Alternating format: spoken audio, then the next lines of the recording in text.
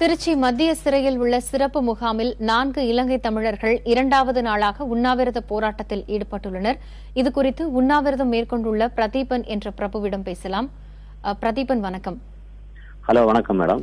நீங்க என்னென்ன கோரிக்கையை வலியுறுத்தி இந்த உண்ணாவிரதத்தை மேற்கொண்டிருக்கீங்க? மேடம், இந்த கோரிக்கை எங்களுடைய கோரிக்கை என்னன்னு சொன்னா மேடம், எங்களை விசாரணை என்ற பெயர்ல எங்களை திருச்சி கீழ்பிரிவு எங்களை அழைத்து சென்று விசாரணை என்ற பெயரில் எங்கள் மீது கேஸ் பதிவு செய்திருக்கிறார்கள்.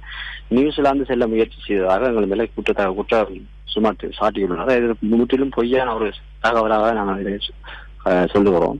ஏனெனில் எங்களை மொத்தம் 6 பேரை எங்களை பிடிச்சிக்கிறாங்க. அதுல 6 பேர்த்தையும் ஒவ்வொரு இடத்துல ஒவ்வொருத்தர பிடிச்சிக்கிறாங்க. ஒருத்தவங்களை பஸ் ஸ்டாண்ட்ல பிடிச்சிருக்காங்க, 2 பேர்த்த வீட்டுல பிடிச்சிக்கிறாங்க, இன்னொருத்தவங்களை விருத்தாச்சலம் கேம்பில் இருந்து பிடிச்சிருக்காங்க, விருத்தாச்சலம் கோயில இருந்து பிடிச்சிக்கிறாங்க. எங்க மேல இப்படியான ஒரு வழக்கு எங்களை சுமத்தப்பட்டு எங்களை 15 நாளுக்கு கேஸ் போட்டு எங்களை புழல் சிறையில அடைக்கப்பட்டாங்க. பின்பு கோர்ட்டு மூலமா ஆதாரபூர்வமாக நாங்கள் வெளியே வந்த போது புழல் சிறை கேட்டில் வளாகத்துல வச்சே மறுபடியும் எங்களை உளவுத்துறை பிரிவினரால் கைது செய்யப்பட்டு 3-2E ஆர்டரின் பேர்ல திருச்சி மத்திய சிறை வளாகத்தில் உள்ள சிறப்பு தடுப்பு முகாமில் இப்ப நாங்கள் தடுக்கப்பட்டு வைத்திருக்கிறோம். உங்க தரப்பு நியாயத்தையும் உங்களுடைய கோரிக்கை தொடர்பாகவும் அதிகாரிகள்கிட்ட சொன்னீங்களா? அவங்க அதற்கு என்ன பதில் சொல்லியிருக்காங்க? எல்லா அதிகாரிகளுக்கு மேடம் நாங்கள் லெட்டர் அனுப்பிக்கிறோம், மனு மூலமா எல்லாருக்குமே கொடுத்துருக்கோம். இதுவரைக்கும் 2வது நாள் நாங்கள் மேற்கொள்ளுகிற இந்த உண்ணாவிரதத்துல எந்த அதிகாரியும் எங்கள்கிட்ட யாருமே எங்களிடத்துல பேசவில்லை இதுவரை. இப்போ உடனடியாக அதிகாரிகள் இதற்கு என்ன நடவடிக்கை எடுக்கணும்னு நினைக்கிறீங்க பிரதீபன்? எங்களுக்கு மேடம் எங்களை அரெஸ்ட் பண்ணதுக்கான காரணம் என்ன அப்படிங்கறது எங்களுக்கு தெரிய வேணும். 1. 2வது எங்களை இங்க போட்டதுக்கான காரணம் என்ன? விசாரணை என்ற பேர்ல மட்டும்தான் எங்களை கூட்டிட்டு போனாங்க.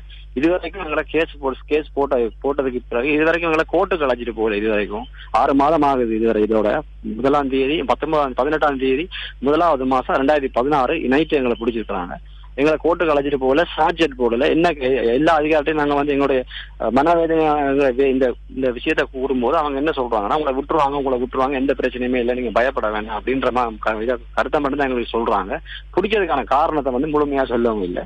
இப்ப நாங்க எங்களுக்கு எங்க வாழ்வாதாரத்தை மட்டுமே நம்பி இருக்கிற குடும்பம் ரொம்ப வறுமையில, ரொம்ப கஷ்டத்துல, யாருடைய உதவியும் இல்லாம இன்றைக்கு தவிச்சு கொண்டு நிக்கிறாங்க. இந்த நிலையை நாங்க பிடிச்சு போட்ட அதிகார இடத்துல நாங்க தன்மையாக எத்தனையோ முறையாக நாங்கள் கோரிக்கை வைத்திருக்கிறோம். அதை அவர்கள் பொருட்படுத்தவே இல்லை இதுவரையில். நிச்சயமாக பிரதீபன், இந்த விவகாரத்துல உங்களுடைய கோரிக்கைகள் ஏற்கப்பட்டு அதற்கு ஒரு தீர்வு கிடைக்கும் என்று எதிர்பார்க்கலாம். இணைப்புல உங்களோட கருத்துக்களை பகிர்ந்ததுக்கு நன்றி.